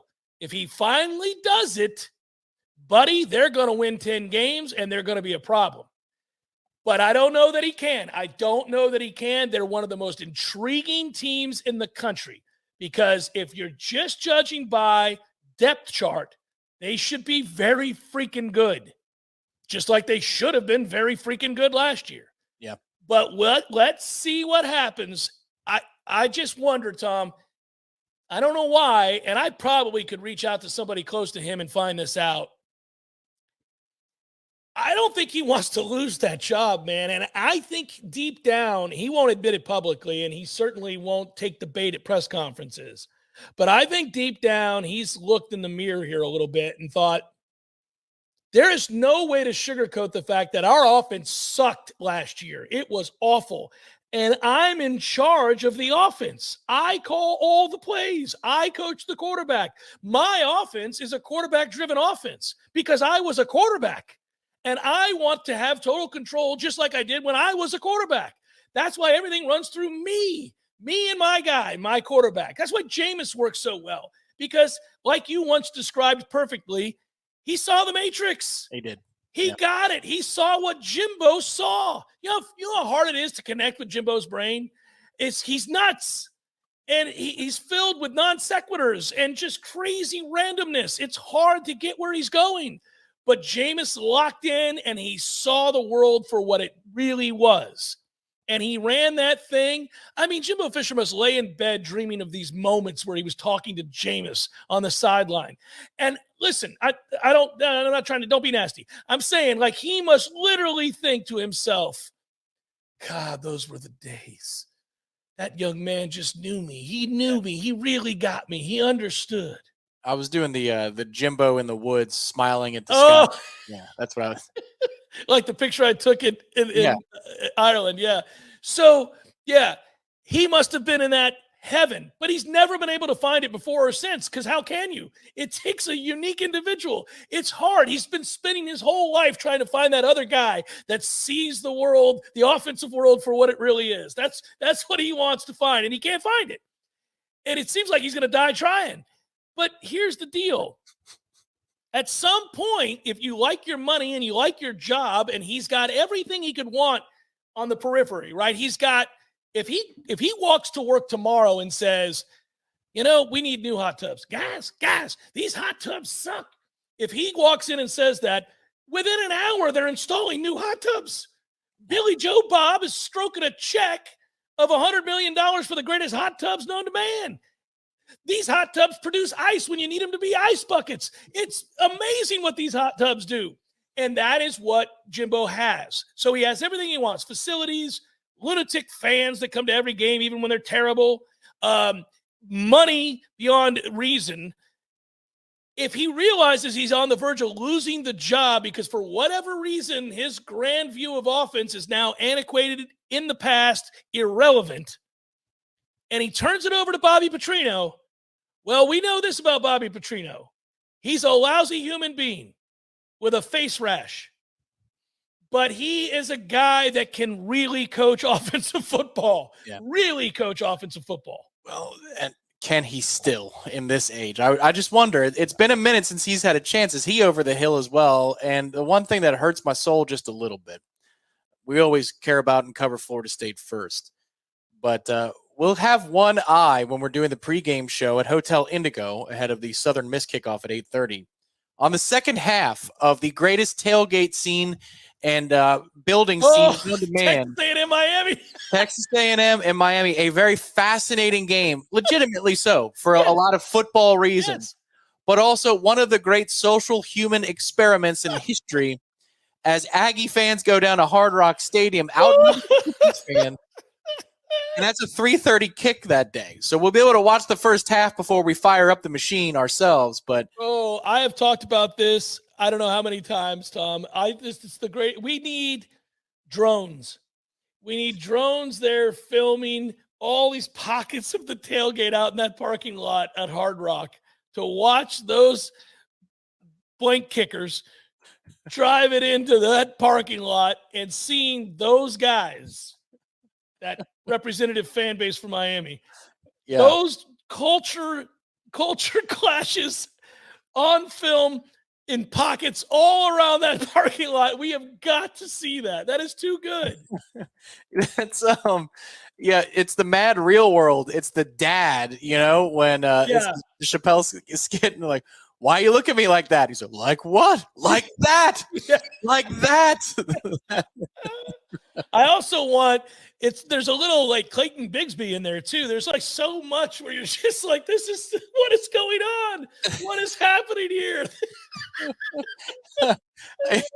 It is really, could we do the pregame? Do you think Jay from Hotel Indigo would just let us go down there to do that? He'd want to go with us. He'd crack up watching it.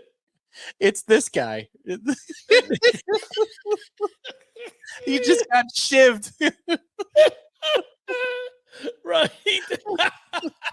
Well, I don't understand. Why did you do that? That's the greatest thing ever. You're like, what is going on? Yeah, you're right. And then here come the military cultists to his rescue, and we've got ourselves a real situation. I wonder if they're deploying all, when there's homecoming in Tallahassee, any homecoming, the local police departments are like, everybody's on call. It's just, there's too much going on. And also, if there's a multi-home game weekend where both universities have a home game, there's just too many things going on at once. I'm sure the Coral Gables or Miami Gardens or whatever, they have to be on full alert for this one, man. Holy cow. It's the greatest pregame of all time.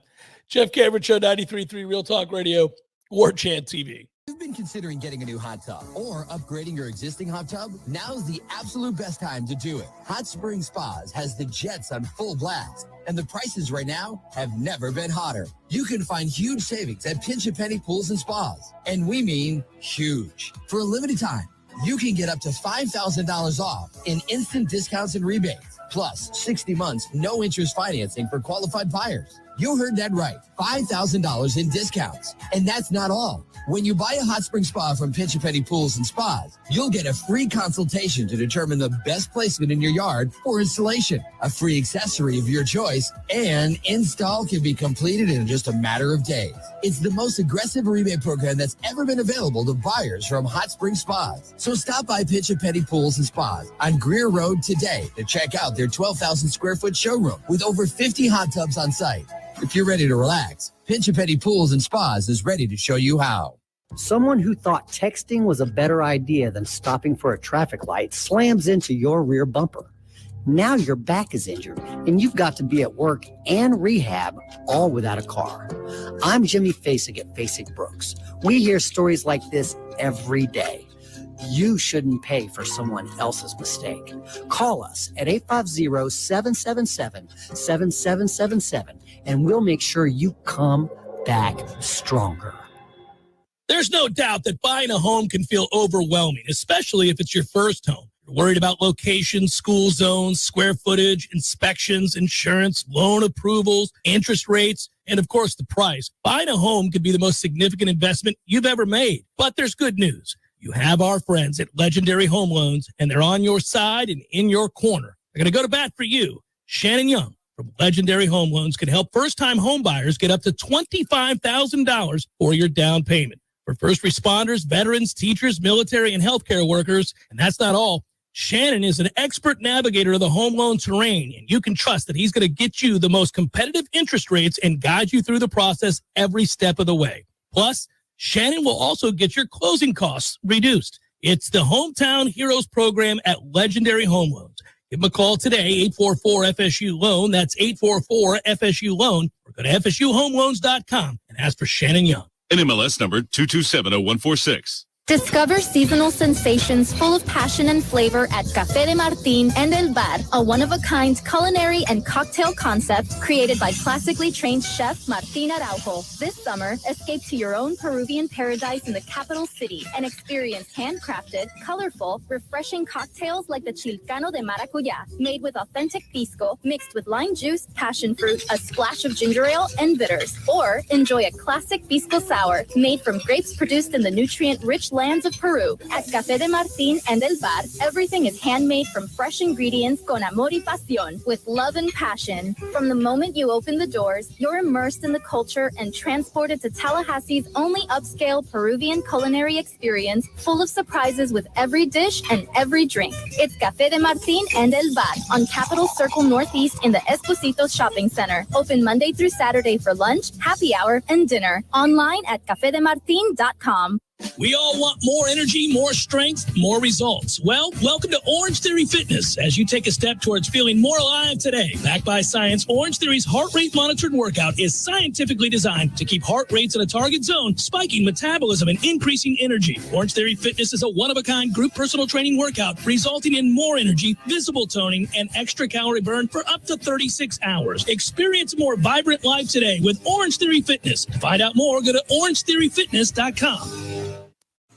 Welcome back to the Jeff Cameron Show, sponsored by Legendary Home Loans, a mortgage experience designed around speed, simplicity, and customer service. Before you buy your next home, contact our friend Shannon Young with Legendary Home Loans. Visit FSUHomeloans.com. FSUHomeloans.com. Do not forget to sign up. If you are on your way to Orlando and you're going to go and support your Noles, get a big win, all that good stuff. You're going to come to our tailgate, our pregame show, all those things. We'll flash that up here in a second. Yeah, there it is. Warchant live in Orlando. Seminole Headlines live. Meet and greet at 4 o'clock. Live show at 5 o'clock. Wall Street Plaza downtown at Hooch. That's on Saturday. Sunday, the pregame show with myself and Tom Lang from 12 to 2. Wall Street Plaza. Postgame show from Hooch. Live until 1 a.m. That's T. Lizzie and Gene Williams. Good times. So there it is. Make sure you're doing that. But if you're going down there and you're going to get down there, say Friday night, Saturday morning is the golf tournament for the Battle's End. And I was told that they need a couple more teams, a few more teams, guys. Let's do the right thing here. I'm going to save you a bunch of money. All you got to do is use the promo code TBE50. All right? TBE50. You'll get 50% off for your group of 4. Now, if you're just now hearing this and thinking this is a great opportunity, you're right. But also know that you need to sign up right away because that tournament is Saturday, September the 2nd, the day before our game. They will tee off, shotgun start at 9 a.m. Signups begin at 7:30 a.m. Go to thebattlesend.com and click on TBE events. TBE events, thebattlesend.com. Guys, this course is beautiful. It's Champions Gate. You guys have heard of it. It's in Orlando. It's a national golf course. It's beautiful. And what you're doing here is not only playing golf on the cheap, because I just gave you a 50% off your group of 4, but you're also supporting the Battle's End, which is one of the reasons you're excited about going to Orlando to watch Florida State, because the Battle's End is retained the players that are going to be out there kicking LSU's ass this weekend, and you're going to want to be a part of the whole thing. So go get your foursome involved, TBE50, thebattlesend.com, sign up, get your team registered, go play golf. When you see Ingram while you're there, I can't plan it this year, but I've got other duties I got to do, and I'm bringing my wife down and all that stuff. But what I will say is when you see Ingram, he loves it if you hug him. He likes when strangers come up that are new members of the Battle's End. He likes it if you just come up, even if you come up from behind. He likes it. You just roll up from behind him and you give him a big hug when he's unsuspecting. It's just like he loves the warmth.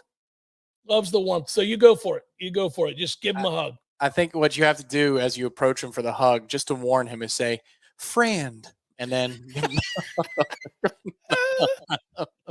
Oh my God. Okay. Bruce Feldman, who I respect, and I think does a good job. I don't always agree with him, but he does a good job. I don't always agree with anybody, so that's fine. I don't know why I threw that caveat out there. because you barely respect him. That's what that sounds like. Maybe. I do like Bruce. I've interviewed Bruce before. I think he attempts to do the work. You know what I mean? Like I think he tries. He calls in and he's asking people. He's trying to get a feel. He released his top 25. He had another top 25. He's got it Michigan number 1. He has LSU at number 2. He has Southern Cal at number 3. Georgia at number 4. Ohio State at number 5. That's fine. He's shaking it up. Have a good time. You could do that. I disagree with him, but who cares? He's got Florida State at 6. And he did a little write-up, by the way, of all the teams and why he picked what he did. And, for example, for Southern Cal, he writes, I was tempted to take USC to win it all. Caleb Williams is likely the best player in college football. He has so many weapons at wide receiver and running back. The defense should be much improved. They were so bad last year. Talked about, new defensive coordinator and different players that they brought in, all that. So he kind of gives his reasons. And it's interesting. There's 2 things here. I want to read to you what he wrote about LSU. And then I'm going to read to you what he wrote about Florida State, as it's relevant. I've heard really good things out of LSU's camp about how much Jaden Daniels has improved as a passer. I'm told that he sees everything much clearer, he understands it better, he's no longer gun shy. I've also heard excellent things about Marshall transfer defensive back Andre Sam. Savvy playmaking ability on the back end of the defense is the only real question mark on that side of the ball for LSU. So he's putting stock into the fact that he's hearing some good things about a transfer from Marshall at DB. That's a different take than we've heard, Tom, about their camp, and it's an interesting one. I'm sure somebody told him that kid is playing really well. He didn't make it up out of thin air. I doubt he even knew who that kid was. So that's interesting. It is. Cornerback has been the issue specific to LSU's secondary. That has been what's called into question. That they might have 2, but there's Southeastern Louisiana and Syracuse transfers, and they don't like what they have at nickel, but they might not even have 2. But if they've got a safety in the middle behind Perkins, then the middle of their defense, even without Mason Smith, is really solid. Yeah. Okay, so now let's scroll down here to Florida State. And I think this is an apt descriptor as well. He writes, I've been very impressed with Mike Norvell and his staff and what they've done at Florida State. They've worked wonders with the transfer portal. They're going to give people all sorts of problems with those running backs and 3 huge receivers in Jaheim Bell, Johnny Wilson, and Keon Coleman. The defensive line is also going to be very nasty. Hey, he's doing his work, I'm telling you. And, that's a different write-up, a little bit of a different write-up. I think he's right. I mean, I think that's an apt descriptor. If you only have a paragraph, that seems like what you'd say. Yeah, 100%. The defense has played a lot nastier, the defensive interior. And you're right. He has to be making calls because, I mean, look, I'm not even talking about one of the bigger name players that we have on the defensive line. They are saving some guys, for the games. They are saving some guys for the game. So if you were to know that detail, then you're speaking to a coach. Because if you were trying to ask a fellow member of the media, you can't judge that by the reps. There aren't, you know what I mean? Like they're making sure that guys are ready to go for LSU. And they're nailed this. He's talking to a coach. I think he's talking to Mike Norvell. Could be. Yeah. I mean, I really do. He has that kind of clout. Feldman does. He does. He's done the work. He worked for ESPN. He worked for Fox. He's worked for CBS. He's worked for a lot of people. I think he does. The thing I'd say, Braden Fisk is the key player to me in terms of a tell. And I said this yesterday, but if Braden Fisk is dominant as a defensive lineman against Florida State's opponents, then I feel really good about FSU's chances to go 11-1 or 12-0. Like really, really good about them, because there are times I'm looking at the interior of the O-line. Braden Fisk wins a battle. He wins it convincingly. And I say, is this more about Braden or is this more about the guy he's lining up against? So if Braden is dominant against LSU and Clemson in the first month, then by nature, that means that we are A-okay on the interior of the offense. Yeah, the evidence would be overwhelming, yes. Yeah. I have a question for you. I played this game, fellow media member that's out there, a friend of mine, Pat Burnham. He and I were talking back and forth. We see all these guys, by the way. I guess it would be an unpopular take here for people on boards that love to pit the sites against each other, but most of us are all friends on the beat. Yeah, and we kind of we stand around each other at different points of practices. So, for example, Pat and I have yucked it up the last week a few times looking at the trenches. Like he loves that stuff as much as I love that stuff. He's got a much better background in it, but we're trading what we were like, oh man, look at that. It's fun. It is fun. So Pat and I were talking about we were talking about the team, and we're talking about big picture stuff. We're talking about college football, really, like where it's going, and what we were kind of debating what should happen, what ought to be, what lamenting what is lost. Big picture stuff from two old guys. And as we were talking about it, somebody wanted to know, did we have a difference of opinion about the season, about what we think is going to happen? I said, well, I can't speak for Pat, but what I will tell you is I think we both think the team is really good. And he nodded his head. I said, let's do this. What's the worst case scenario? What's the worst case for Florida State from a record standpoint? What's the worst they could do with this collection of talent in this schedule? So, like, if you want to assume, for example, that, knock on wood, it doesn't happen, but let's say Jordan goes down for a few games or something like that, or you lose them all together. I guess we're truly doing worst case scenario. You'd have to say, okay, well, worst case scenario is you lose your Heisman caliber quarterback early in the season. It's football. It can happen. Yeah. I remember Tom Brady went down on the second play from scrimmage or whatever the year I drafted him. And so, yeah, it can happen. That's your worst case scenario. And then you have some problem. We already said Darrell Jackson didn't get his waiver. Okay, well, that's not good. And let's say somebody else goes down on that defensive line, and what you thought was a deep line is no longer deep. Okay. Yep. I said the worst case scenario, Tom, I still believe is 8-4. Yep.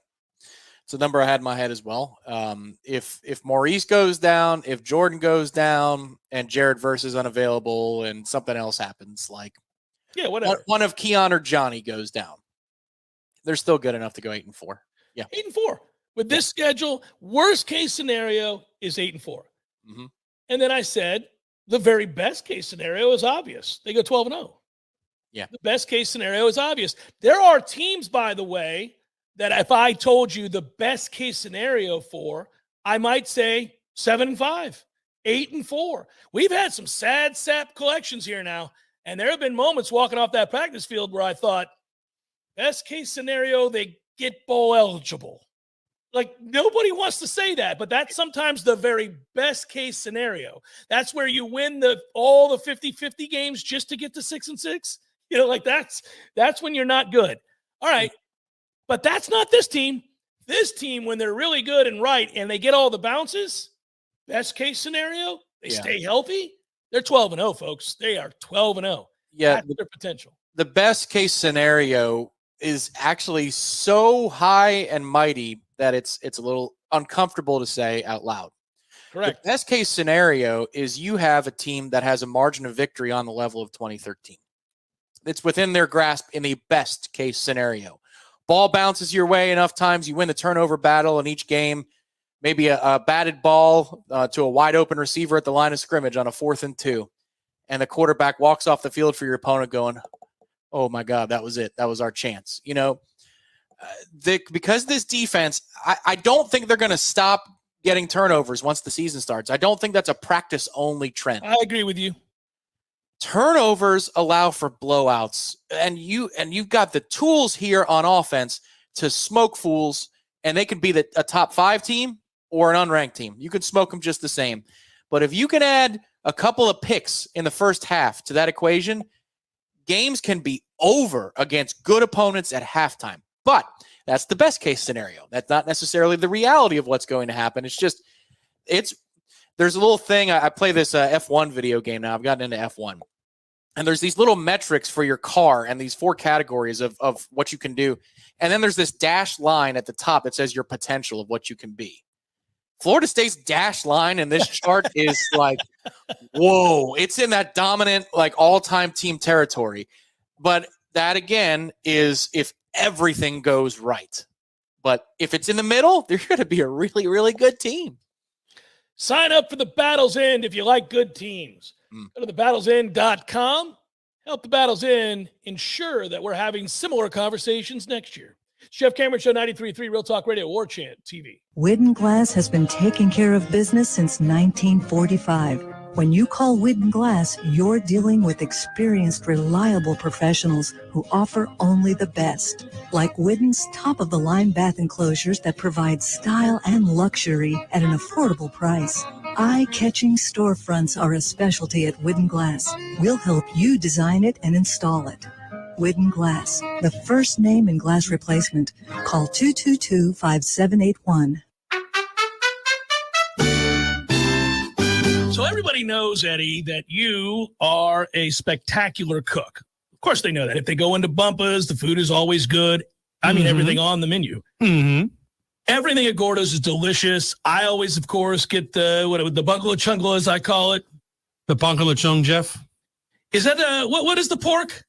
The pan con lechon, Jeff. Okay, the bungalow chungla. It's delicious. All these things, all the items, everything you do, a master cook. But, sir, I would ask you, what is a skill that you possess that you're particularly proud of that nobody would know and that you could share with us here? Growing hair, Jeff. Growing hair. So, Gordo's, bringing the flavor and flair of Cuban food to Tallahassee since 1996.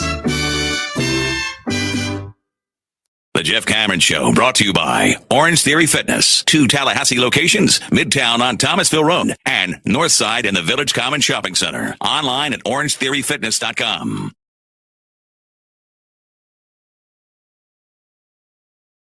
If you're on the radio, you can't see us. But if you could see us, you would be envious of the clothing that I'm about to hold up. We have friends.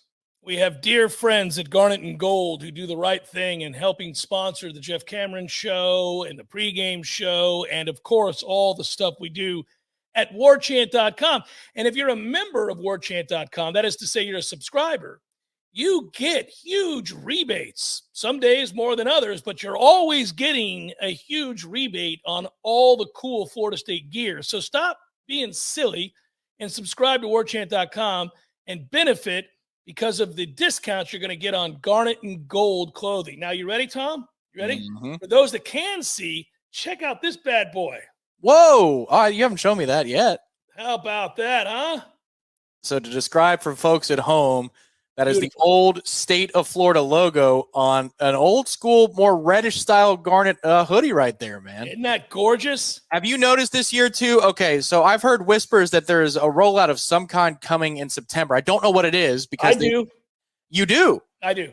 Okay, well, you found out clearly from somebody that doesn't work at Garnet Gold because they signed non-disclosure agreements about whatever the rollout's going to be. But have you noticed that they've had a lot of State of Florida stuff that is more in the red family, the red, white, and mustard family? Yes, I have. Yes. Yeah, me too. Like, this hat is fantastic. I'm wearing an old school hat. You can go to the vault over there and get all old school gold, stuff. Yeah. But this is more in the Florida State maroonish Garnet side. They're doing more red side, and they've got that as well that you're holding up. Look at that bad boy. That's a golf shirt. That's beautiful. That is the N7 teal. I love it. Yeah, I love it. So there you go. I got it. Yeah, a lot of goodness. A lot of goodness there. Oh, I'm throwing stuff around. Anyhow, Garnet and Gold, go see him. Say hello. Tara also likes it if you just walk up and hug her. And then that I will not say. Like Ingram. If you're one of our female listeners, I suppose it's less creepy. I'm kidding. It was a joke. And if you are to Deb and Melissa and all those out there, also just before you approach her, say, friend, and then come in for the hug. She doesn't mind the hug if you're buying 7 shirts. The number is 7 and you get a hug. That's how that works. Cloak her in the receipt, like it's a sash, like it's a CVS length receipt. Woo-hoo! Hundreds of dollars of retail money. Oh my goodness. Really quickly, we're about to say goodbye. Once we do, we're going to get in the car. We're going to drive to the Corner Pocket Bar and Grill. Listener appreciation party, kids. It's today. It's happening now. College football starts tomorrow. Not next week. Tomorrow. It starts tomorrow. So we're having Libations Friday Fest 2023 today from 4 to 6. Corner Pocket Bar and Grill. Special panel. We'll just be talking to you guys up there, hanging out, answering questions. And thanks to the Battle's End, we'll be drinking free domestic beer for as long as the keg lasts. So you're going to want to get there early. Get there at 4 o'clock. Make it happen. Appalachia Parkway, 4 o'clock today. Should be good times. Final thing here, we do have to give probables. Tom, where do you sit on the extra innings deal here? The 10th inning runner at second base. Good for the regular season. and rubbish for anything beyond that. And I don't think they'll ever have it in the playoffs scenarios. But yeah, man, I don't like having to decide if we're going to lose the next 2 games in a series because we're going all in on a 17-inning game. That's annoying to me. So where do you stand on it? This is solely selfish. I agree with everything you just said because it's the right answer. But the frustration I feel is that the Pirates lose every extra inning game they play. It is the dumbest thing in the world. We cannot get a runner home from second. Everybody else can. Everybody else hits a ground ball to the right side, moves them to third. Next guy hits a fly ball to center field. They score the run, no big deal. And the next guy strikes out, so we give up a run. We come up, line drive at the shortstop. He picks off the runner standing at second. Next guy pops up. Game over. Thanks for playing. It's infuriating. Yeah, let me add one thing to it. If Major League Baseball wanted to adopt that is the policy for the 11th inning and beyond, I'd be okay with the 10th inning being old school. Let's see if you can manufacture a run the real way. And then once we get to the 11th, all right, we tried. Let's shorten it up and maybe the 12th, maybe even the 12th. Okay, I'm just a little frustrated. We lost in extra innings to the Cubs last night, 5-4. I'm like, God, dog it again. Every extra inning game.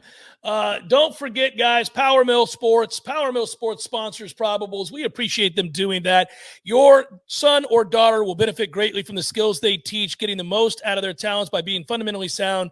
Power Mill Sports, powermill.com. Go check them out. They're awesome. Capital Circle over there, Industrial Drive, good people. They've done a lot to help baseball players and softball players everywhere. Cue it up. Let's get to. Here we go.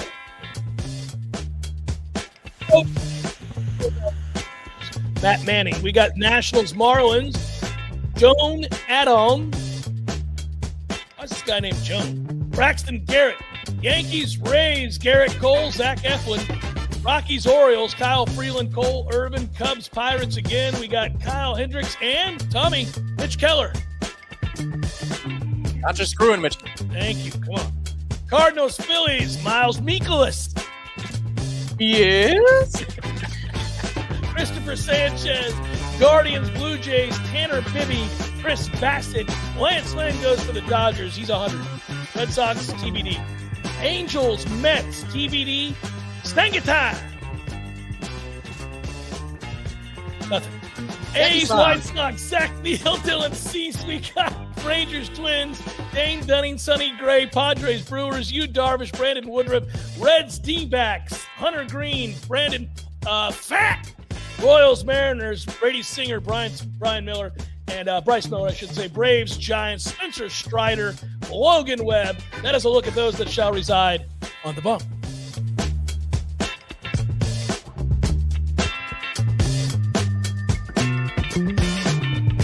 You know, you should see all those tubs they have over there off of Greer Street. My God, pinch a penny. Hundreds of tubs, and you can get it for very, very cheap, as low as $99 a month. Go get you a hot tub, people. Good work out of you, Tom. Good work, Ben, Director Matthew, everybody that listened. Don't forget, 4 o'clock, Listener Appreciation Party, Corner Pocket Bar and Grill. Peace.